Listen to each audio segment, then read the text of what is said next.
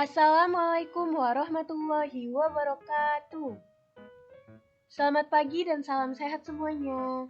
Berjumpa lagi pada mata kuliah Metodologi Penelitian Pendidikan Matematika yang diampu oleh Ibu Sri Hastuti Nur dan Ibu Melatriana. Semoga semua dalam keadaan sehat walafiat ya. Pada kesempatan kali ini, kami dari kelompok 2 akan menyajikan materi yang berjudul Penelitian Pendidikan. Nah, kita akan memperkenalkan anggota dari kelompok 2. Adapun anggota dari kelompok 2 yaitu Anisya Ramadhani dengan NPM 205302108, Dea Nurul Faiza dengan NPM 201302152, Luisa Jevelintan dengan NPM 201302110, Mayang Puspita dengan NPM 20130211040, dan Regita Pramesti dengan NPM 20130211058.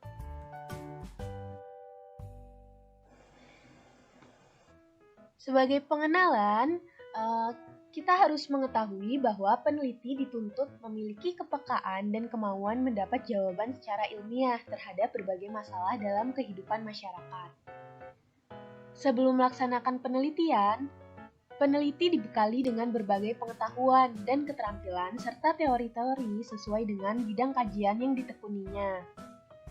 Salah satu pengetahuan yang harus dikuasai peneliti dalam mengembang ilmu yang ditekuninya menyangkut dengan pemahaman hakikat ilmu pengetahuan, teori, dan penelitian.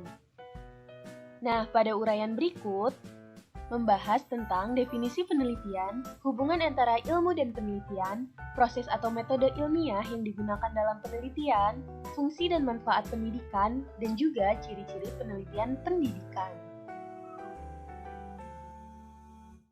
Untuk yang pertama, yaitu pengertian penelitian. Rasa ingin tahu merupakan salah satu sifat dasar yang dimiliki manusia. Sifat tersebut akan mendorong manusia bertanya untuk mendapatkan pengetahuan. Setiap manusia yang berakal sehat sudah pasti memiliki pengetahuan, baik berupa fakta, konsep, prinsip, maupun prosedur tentang suatu objek. Nah, pengetahuan dapat dimiliki berkat adanya pengalaman atau melalui interaksi antara manusia dengan lingkungannya. Salah satu wujud pengetahuan yang dimiliki manusia adalah pengetahuan ilmiah yang lazim dikatakan sebagai ilmu. Ilmu adalah bagian pengetahuan, namun tidak semua pengetahuan dapat dikatakan ilmu. Ilmu adalah pengetahuan yang didasari oleh dua teori kebenaran, yaitu koherensi dan korespondensi. Nah, apa sih koherensi dan korespondensi itu? Koherensi menyatakan bahwa sesuatu pernyataan dikatakan benar jika pernyataan tersebut konsisten dengan pernyataan sebelumnya. Sedangkan koherensi dalam pengetahuan diperoleh melalui pendekatan logis atau berpikir secara rasional. Korespondensi menyatakan bahwa suatu pernyataan dikatakan benar jika pernyataan tersebut didasarkan atas fakta atau realita. Koherensi dalam pengetahuan diperoleh melalui pendekatan empirik atau bertolak dari fakta. Dengan demikian, kebenaran ilmu harus dapat dideskripsikan secara rasional dan dibuktikan secara empirik. Koherensi dan korespondensi mendasari bagaimana ilmu diperoleh telah melahirkan cara mendapatkan kebenaran ilmiah. Proses untuk mendapatkan ilmu agar memiliki nilai kebenaran harus dilandasi oleh cara berpikir yang rasional, berdasarkan logika dan berpikir empiris berdasarkan fakta. Salah satu cara untuk mendapatkan ilmu adalah melalui penelitian. Nah, banyak nih definisi tentang penelitian tergantung dengan sudut pandang masing-masing. Penelitian dapat didefinisikan sebagai upaya mencari jawaban yang benar atas suatu masalah berdasarkan logika dan didukung oleh fakta empirik. Tapi dapat pula dikatakan bahwa penelitian adalah kegiatan yang dilakukan secara sistematis melalui proses pengumpulan data, pengolah data, serta menarik kesimpulan berdasarkan data menggunakan metode dan teknik tertentu. Pengertian tersebut menyiratkan bahwa penelitian adalah langkah sistematis dalam upaya memecahkan masalah.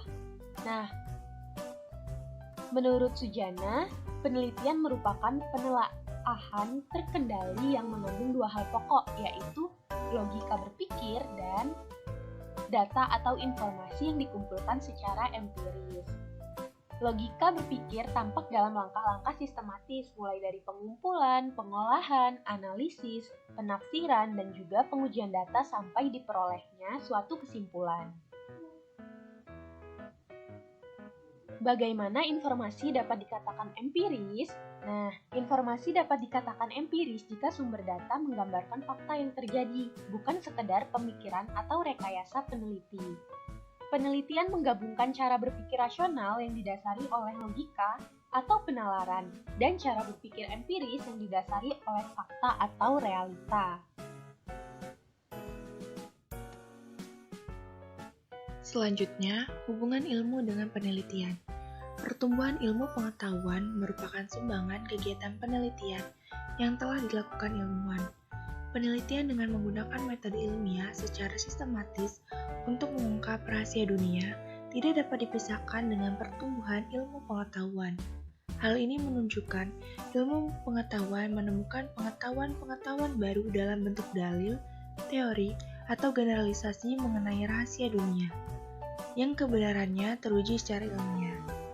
Jumlah teori, dalil, dan generalisasi yang ditemukan melalui penelitian oleh ilmuwan sangat menentukan seberapa jauh rahasia dunia telah terungkap.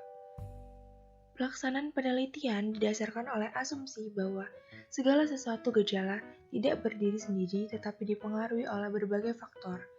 Faktor yang belum dapat diungkapkan secara empirik akan menjadi objek penelitian. Penelitian pada dasarnya merupakan aktivitas dan metode berpikir untuk memecahkan suatu permasalahan yang belum ditemukan jawabannya.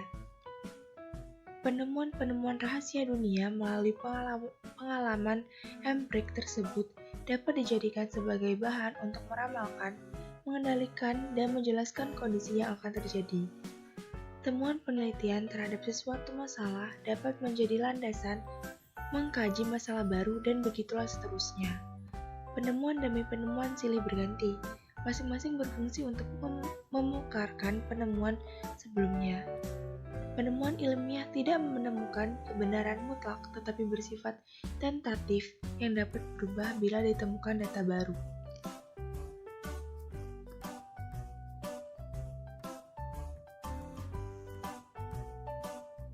Selanjutnya, metode ilmiah dalam penelitian.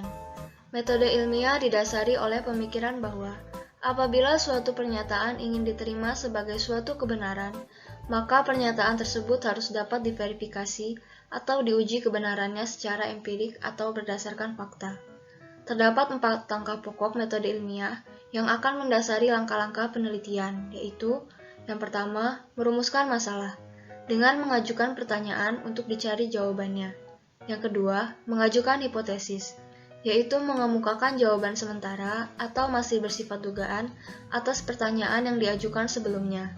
Yang ketiga, verifikasi data, yaitu mengumpulkan data secara empiris, kemudian mengolah dan menganalisis data untuk menguji kebenaran hipotesis. Yang keempat, menarik kesimpulan, yaitu menentukan jawaban-jawaban definitif atas setiap pertanyaan yang diajukan, menerima atau menolak hipotesis. Fungsi dan manfaat penelitian pendidikan.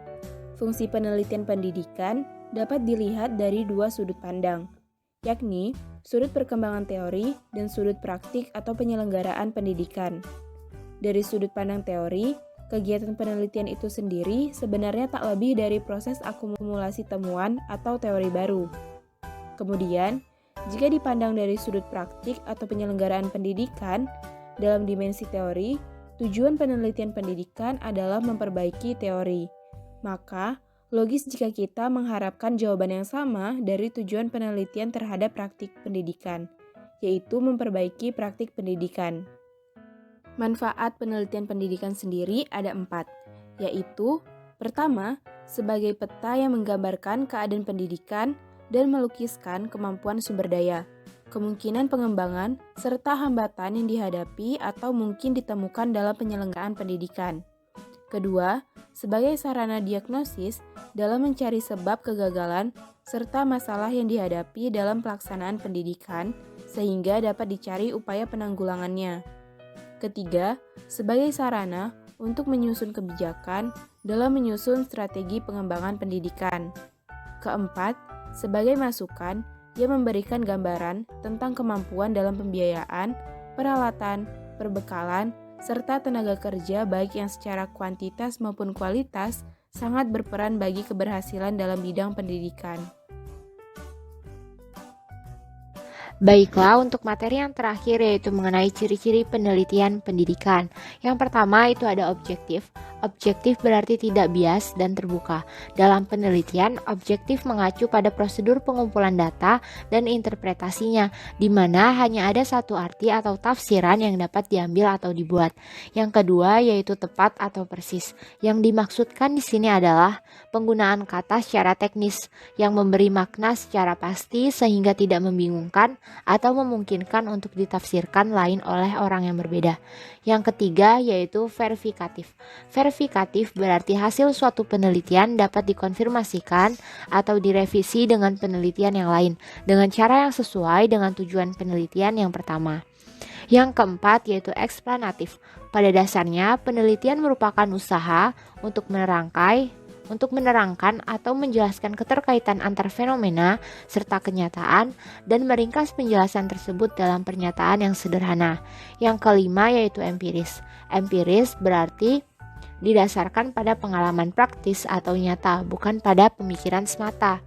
Yang keenam yaitu logis. Penelitian memerlukan penalaran logis, yaitu suatu proses berpikir dengan menggunakan aturan logika berangkat dari pernyataan umum menuju pernyataan khusus atau deduksi, atau sebaliknya, yaitu dari pernyataan khusus menuju ke generalisasi atau induksi. Yang terakhir yaitu yang ketujuh, probabilitas. Penelitian hanya menawarkan pengetahuan yang probabilistis, bukan kepastian atau bahkan kepastian yang relatif. Baiklah, mungkin cukup sekian untuk materi yang dapat kami sampaikan. Mohon maaf apabila ada kesalahan dalam penyampaian dan terima kasih. Wassalamualaikum warahmatullahi wabarakatuh.